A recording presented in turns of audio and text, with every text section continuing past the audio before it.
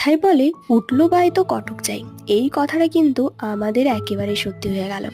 জানো তো, আমরা এই নভেম্বরের 4 তারিখে মানে সোমবারে প্ল্যান করলাম যে আমরা সকলে মিলে বেনারস যাব। আর 7 তারিখে কিন্তু আমাদের প্ল্যানটা অলরেডি সাকসেসফুল হয়ে গেল।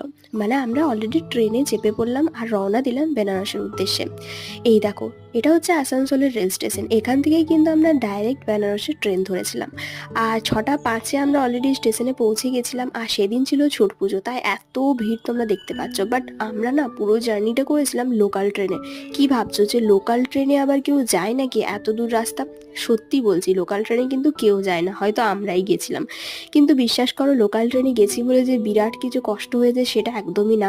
আর হ্যাঁ, হতো, বাট সেদিন যেহেতু ছট পুজো ছিল সেদিন এত ট্রেনটা ফাঁকা ছিল যে আমরা প্রত্যেকটা মানে প্রত্যেকজন প্রত্যেকটা সিটে আর কি শুয়ে বসে এরকম ভাবেই গেছি।